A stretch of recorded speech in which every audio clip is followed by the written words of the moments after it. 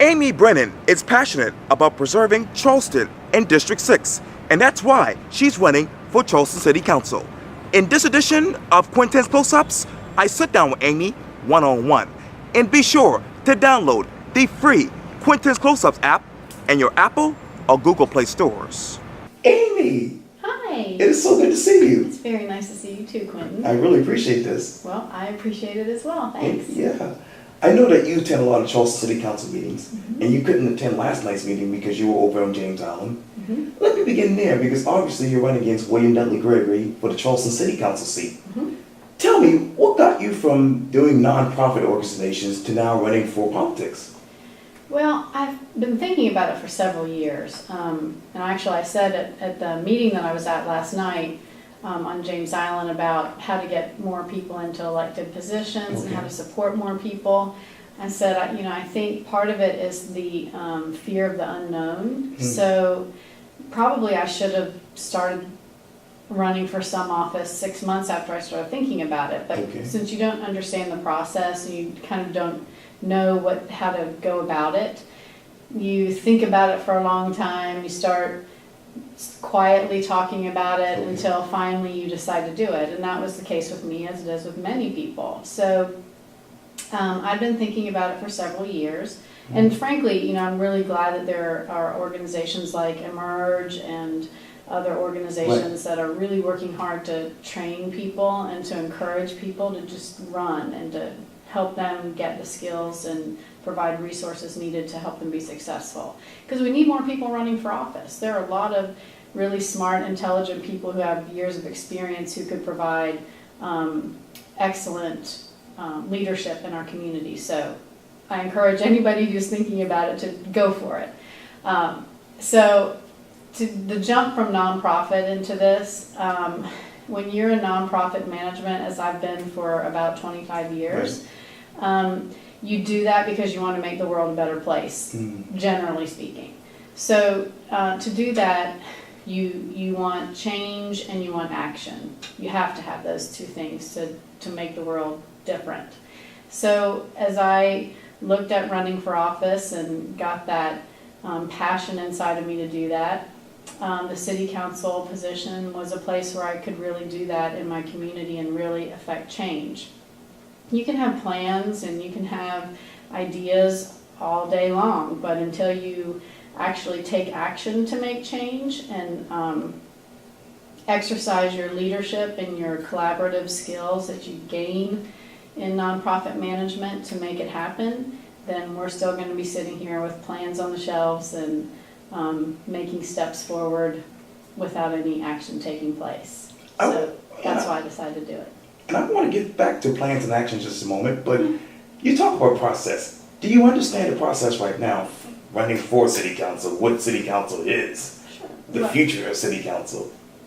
Well, I don't have a crystal ball. I don't think anybody has a crystal ball, but my process is when I'm faced with a decision, and what I tell every voter that I've been knocking on doors, and I personally knock on the doors, I personally see the people, I will continue to personally see the people in my district and listen to what they're telling me, because they're the people whose backyards and neighborhoods are affected by every decision that's made on city council.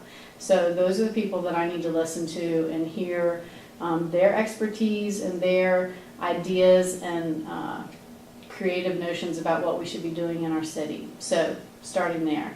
So the way that I go about my decision-making process is a lot of research, a lot of reading, a lot of understanding about the issue from all different sides. I certainly have my own opinions about preservation and sort of pausing on certain things that we're doing in our community so that we can take stock of where we are and what we have and make sure that we're doing things in a smart way. But doing all that research and taking all of that in and analyzing everything that we have so that I can make an informed decision. So that's the way that I would go about anything that I'm doing on city council.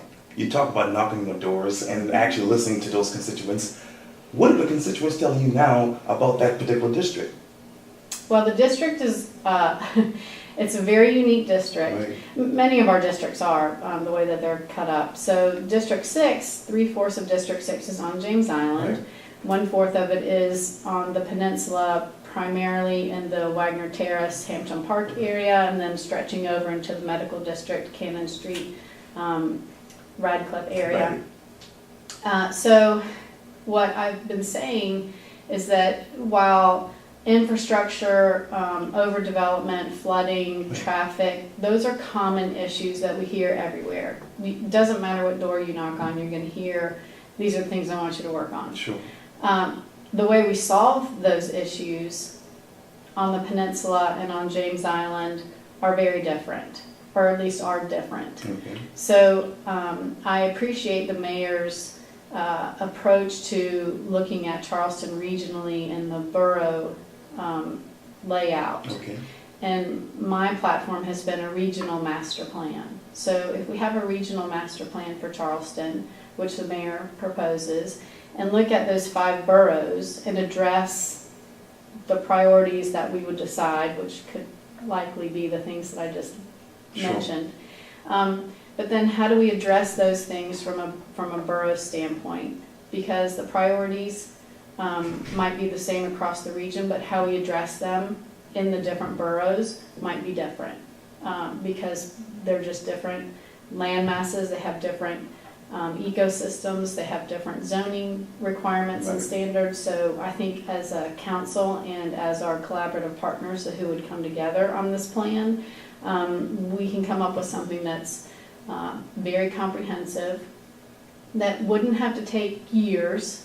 There are a lot of plans that are on the shelves right now that we Right. can borrow a lot of wisdom from to get started in a quick fashion.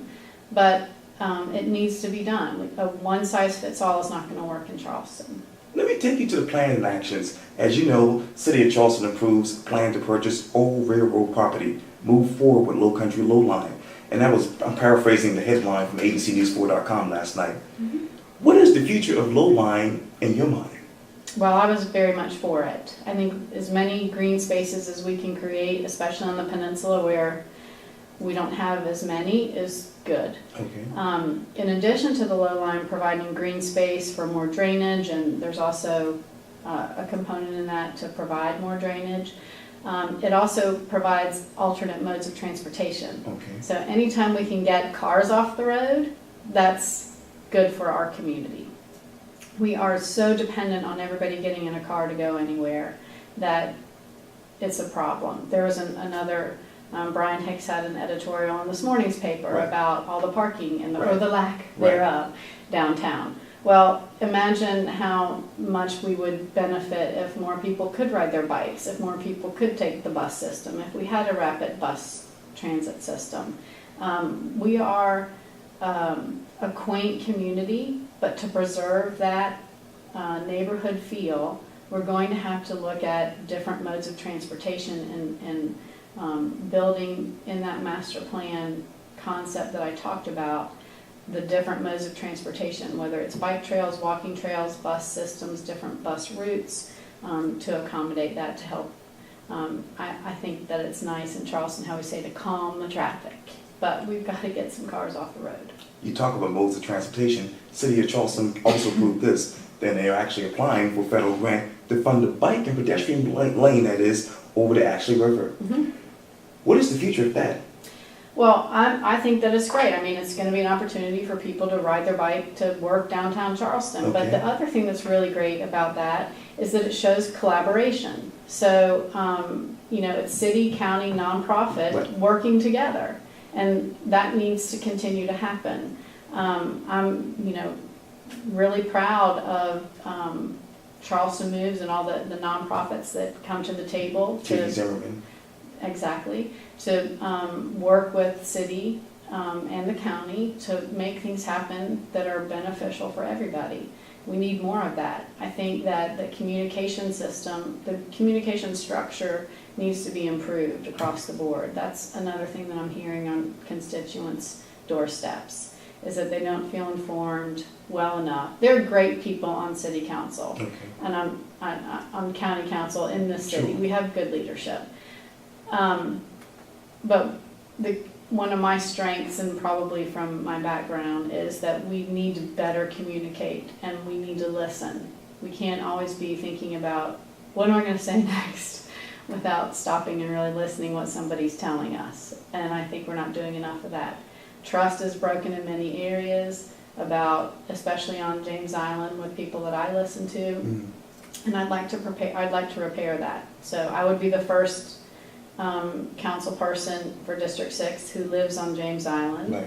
And it's my home, it's where I live, it's where I'll live until my last breath. So I care very deeply about what happens. I've also worked in District 6. Every place I've worked is Right. District 6. Right. So I know this district and I care about it very much, and I want to help repair the trust and open up the lines of communication. You talk about James Island. You said this on September 21st on your Facebook page. Quote, I have read, support, and will vote for the Folly Overlay plan. That was easy, unquote. So what's easy about this overlay plan? Well, so the Folly Road Overlay Plan and the Rethink Folly Right. project are some of those things that have been in the works for at least 4 years. And I also put in a subsequent post, I'm tired of kicking the can down Folly Road. Right. So we've got to start someplace. And the Folly Road Overlay Plan, which is zoning along Folly Road, is one of those places where we've got to start. We've got to approve these things so that we can begin to rethink Folly Road, to get things moving on Folly and on James Island so that we can create a better community. It got deferred. It's going to come up again on October 18th at Planning Commission. The zoning is going to limit huge apartment structures from being built along Folly Road. We don't have the infrastructure there to accommodate that. It doesn't mean that in the future, as we develop our infrastructure, that we can't have variances on some of the zonings, but we've got to protect what we have right now. Our infrastructure can't maintain or withstand huge development. That's why all my website is about pushing pause on development, because we're just arbitrarily approving things. Things are already in the pipeline. They're going to continue to damage what we have in my district and across James Island, which I appreciate that I represent my district, but everything that happens in District 6 affects all of James Island. So I have to be very mindful of all of that, and I care deeply about the whole island. So approving the Folly Road overlay is a perfect first step to getting us to have some of those standards put in place where we're protecting our environment, which is the first thing that we have to be doing. And the idea that we keep deferring things and not have any guidelines isn't a good plan. Okay, I got 2 questions. How do we get here? Is it politics, or is it just we just don't have the money? Well, money doesn't ever scare me, because when you're running a nonprofit and having to start a nonprofit or revive a nonprofit, you just have to believe that when you have a good plan and you have a good mission and you have the right people at the table, that you're going to be able to find the funding to do what you need to do. Okay. You're going to have to design the steps to get there. You can't have it all in 6 months or right away, but you're going to have to, just like they did with the bike path across the bridge. So how we got here is we've had tremendous growth. I think in Charleston since 2000 certainly, and we had a master plan that was created in 2000. It was revised in 2010, and that was 7 years ago. Right. We have been very city-centric in all of our planning because we're protecting the historic part of Charleston, which we should. I don't have any problem with that at all. But because of the growth and people having to be pushed out into the suburbs, as you might call it, of Charleston, we've not paid enough attention to how growth is managed across the bridges, and we need to pay more attention to that. It's not included enough. There's some mention of it in the master plan, but there's not enough. It's not a regional plan, and we've got to think more regionally to take care of our resources and our entire area that we call the city of Charleston. And we've got to work with all of our partners to do it and communicate with the town of James Island and our county government. And we're doing some of that, but it's got to be rethought and done in a better way to manage everything that we've all got going on. What is the relationship between the city of Charleston and the town of James Island in your mind? From what I've seen and heard, Okay. and I was just talking with the mayor the other night, last night on James Island. Sure.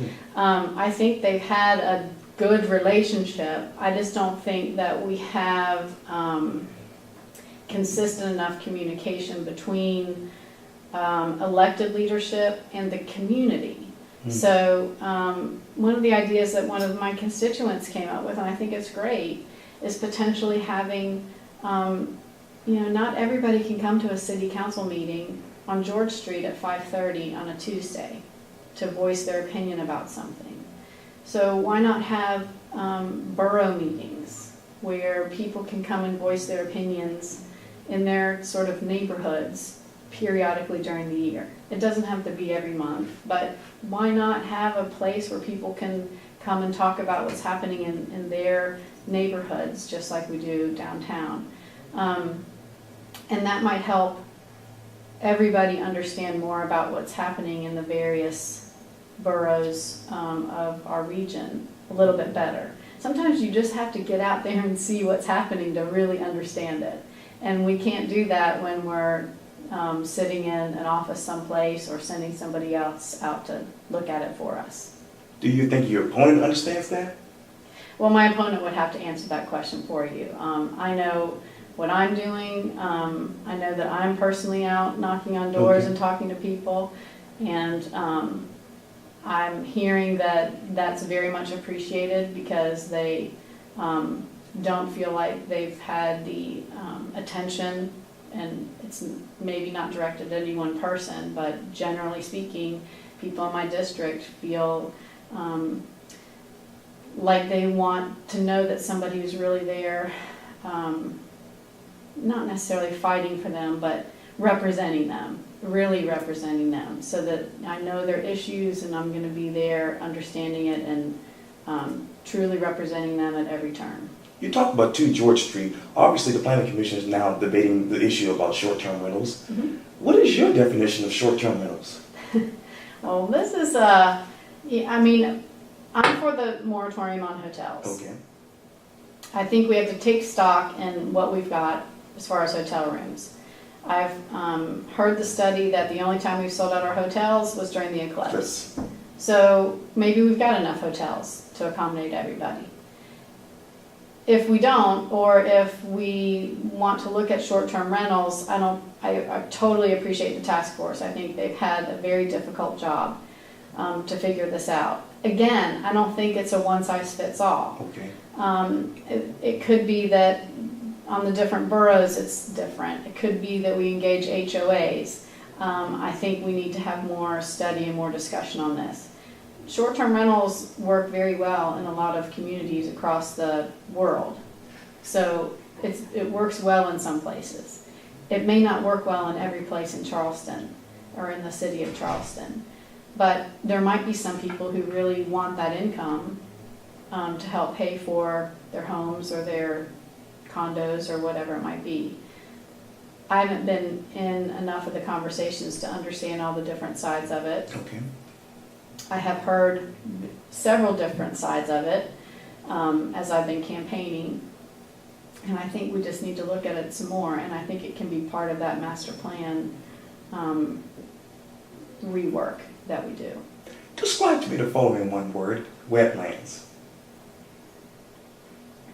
They should be protected. I mean, we live in a coastal community, and the mayor said on a number of times at meetings I've been to on resiliency that we have to learn to live with water. Learning to live with water means the protection of our wetlands and our ecosystems and the sponges that are going to help protect us from sea level rise and hurricanes and everything else that we're going to be vulnerable to. So if we build on wetlands and mitigate, we're damaging the very thing that's there to protect us. So I'm very much a proponent of the protection of wetlands. I appreciate them. When I look out at our wetlands, I think, oh, thank goodness, they're still there protecting us.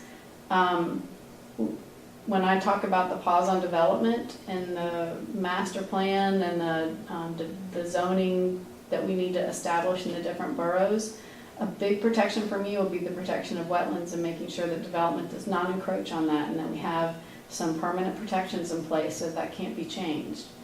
I'm not anti-development. I know that we have to keep pace with the 55 people moving here a day and the needs of a growing economy.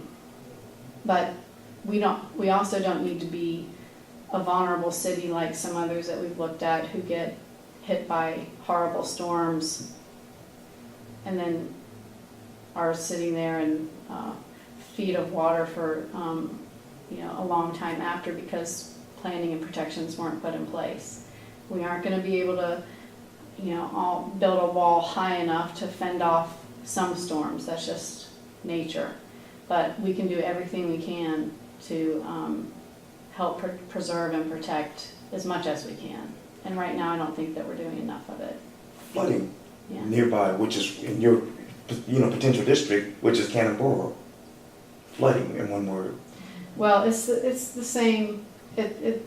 It's all in the same as what I just talked about in preserving and protecting.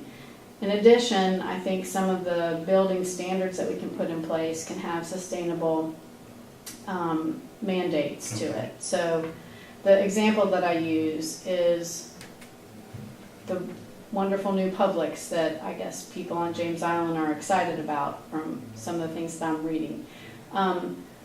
Instead of an asphalt parking lot, why can't we have pervious pavement so that we've got places for the water to go? When you put cement down everywhere, the water has no place to go. So if we can encourage gardens and rooftop structures, rooftop gardens and things that on new construction or on renovated construction that will encourage sustainability and resiliency strategies, then we're making steps forward in helping to provide better protections against flooding. I also think that we have some of our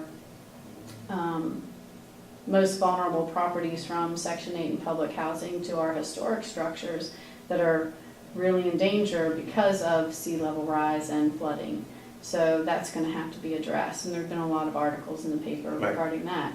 So that's going to be a big task that council's going to have to undertake with the partnership of community organizations to help us figure that out. Let me reset and let's talk about you, Amy Brennan. Okay. I've known you for a long time since I did my first interview with you for Quintin's Close House 4 years ago. Tell me, who are you? Oh gosh, well, I'm a mom and a wife and a longtime nonprofit person who got into it because I wanted to know more about the social needs of a community. Okay. And mostly I wanted to know that because of my children, but I got involved with it through my church and through a small community we were living in, Georgetown, just up the coast. Right. And I just never looked back. I was in the right place. So community development and that notion of making this place a better place for the next generation, that's just who I am. I'm a very hard worker. I set the bar pretty high for myself and for I set the bar high for my goals, and I don't stop until I achieve them. So I'm at the right place in my life to take this on because I got the time and the curiosity and I have the experience and a lot of resources across the state from being here doing nonprofit work for 25 years. There's just a lot of people that I've gotten an opportunity to work with and to learn from and to collaborate with that I just feel like I could move the needle a lot for our our city. What is the biggest difference between nonprofit and politics in your mind? Well, I'll let you know after I get elected. Okay, all right. No, but I think of it, what I keep hearing from people is, are you gonna be that person who says you're gonna come here and then after you get elected, you're never gonna come back into my neighborhood? And, no, I'm fine if I get in there and make a lot of change and I'm gonna be honest all the time. I don't have to keep track of what I've said to people because I'm just who I am. I'm not gonna speak out of this side of my mouth to this person and that to the other, and I think I don't know if that's what politics has to be about, but I think that's what people think politics is about. So, the person that I'm gonna be at the table and in the meetings and in the community is just, I'm gonna ask a lot of questions, I'm gonna be straight with you. I've had conversations with people canvassing where they've asked my opinion on something and we didn't agree, but we agree on other things, and I've told them I'm gonna be fair and we aren't gonna agree on everything, but I'm gonna make the best decisions I think I can make for the most people in my district and for the city, based on all the information, and I will get a lot of, I research a lot before I make decisions. So I'm ready to work hard and to engage a lot of people in the decision-making process so that I can make good decisions and stand by my decisions and be strong when I might be the only person holding my hand up or keeping my hand down. So I'm not afraid of that. Amy Brennan, thank you so much for your time. I really appreciate this. And happy birthday. Coming up Sunday. I know. 33 years old, thank God. Thank goodness. Yes, indeed. We're God glad you're do. here. Yeah, thank God in the name of Jesus.